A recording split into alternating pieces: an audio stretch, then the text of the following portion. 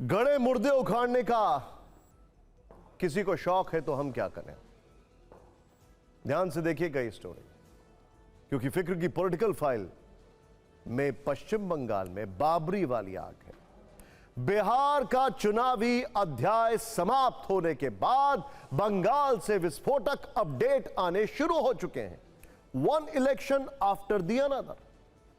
SIR पर तो पहले से सियासत जारी थी, लेकिन अब इसमें नया चैप्टर बाबरी का जुड़ गया है, जिसके डायरेक्टर हैं मुख्यमंत्री ममता बनर्जी के चहेते विधायक, नाम हुमायूं कबीर।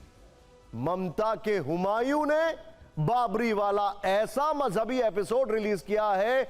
अब ये क्या करने वाले हैं, पहले इस पर एक नजर डाल लेते हैं। आप खुद समझ जाएंगे कि हुमायूं कबीर का आइडिया बंगाल को किस ओर ले जा रहा है। ध्यान से देखिएगा।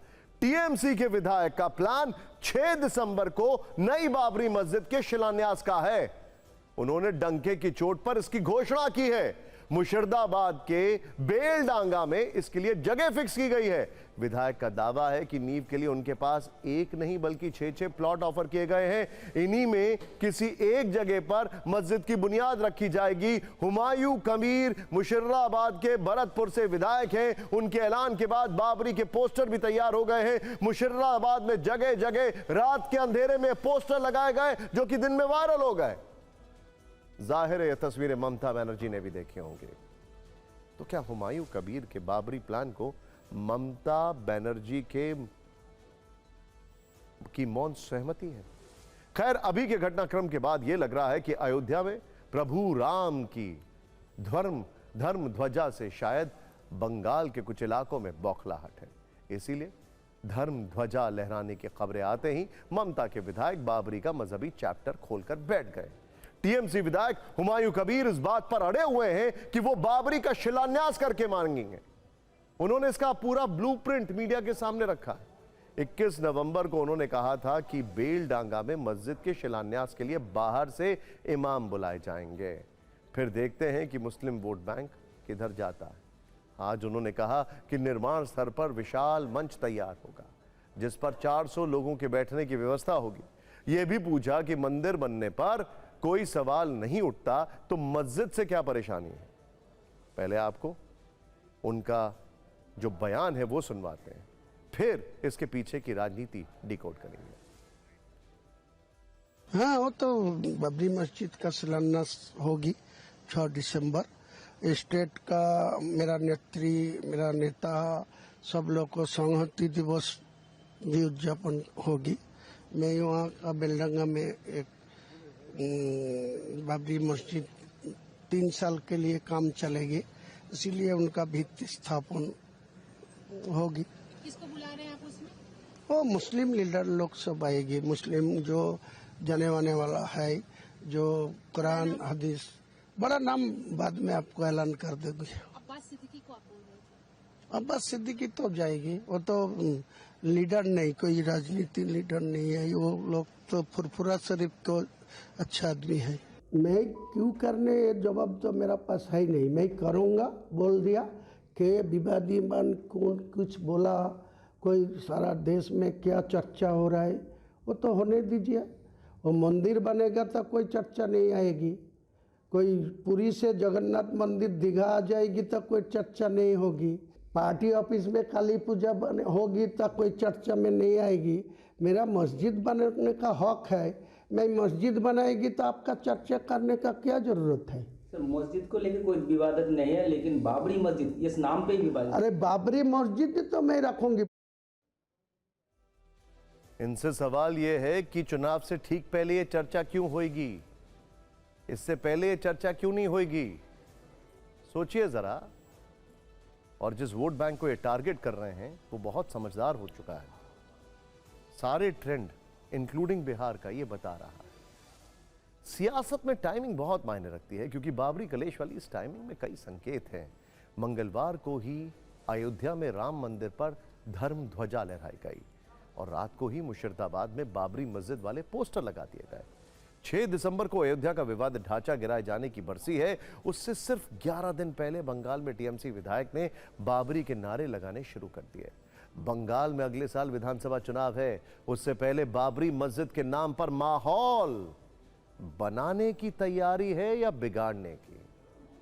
बंगाल में बाबरी वाले के एलोकेशन पर देश भर में कैसे राजनीतिक फायरिंग हो रही है, यह देखिए। केंद्रीय मंत्री गिरिराज सिंह ने कहा कि बाबर की औलादों को इस देश में रहने का कोई हक नहीं है, जबकि ओवैसी की पार्टी का कहना है कि मंदिर और मस्जिद कहीं भी बनाए जा सकते हैं। बीजेपी का आरोप है कि टीएमसी ममता बनर्जी की शय पर हिंदुओं को डराने की कोशिश कर रही है, तो कांग्रेस नेता का कहना है कि बेवजह आग लगाने का काम हो रहा है। बिहार के डिप्टी सीएम विजय सिन्हा ने भी कहा है कि अब भारत में बाबरी बनाने वाला बाबर पैदा नहीं होगा। सबसे दिलचस्प बात यह है कि तृणमूल कांग्रेस ने अपने विधायक के बाबरी वाले ऐलान से उचित दूरी बना ली, सेफ डिस्टेंस।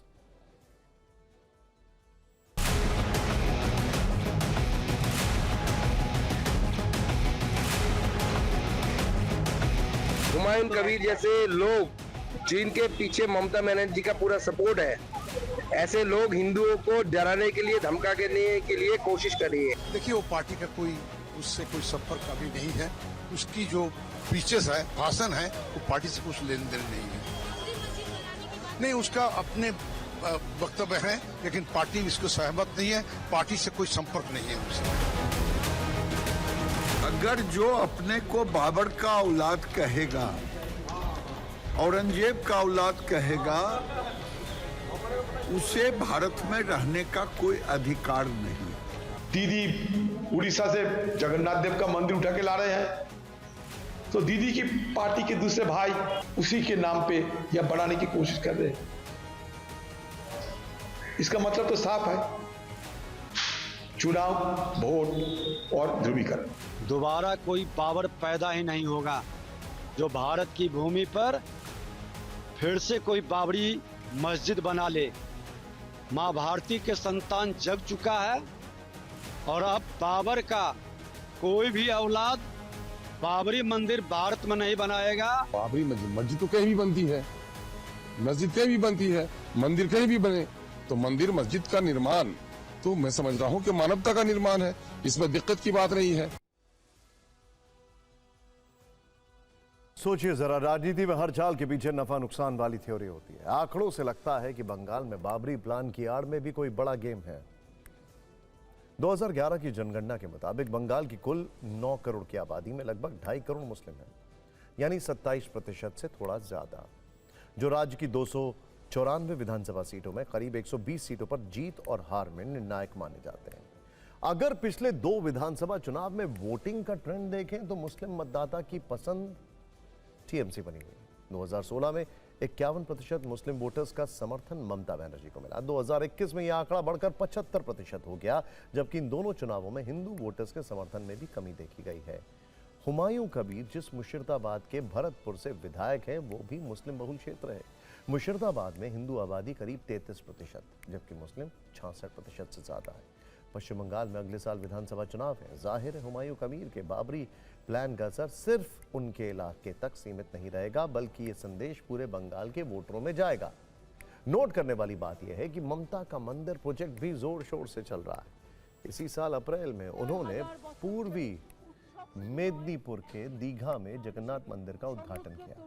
ओडिशा के पुरी में बने 12वीं सदी के मंदिर की तर्ज पर जगन्नाथ धाम बनाया गया।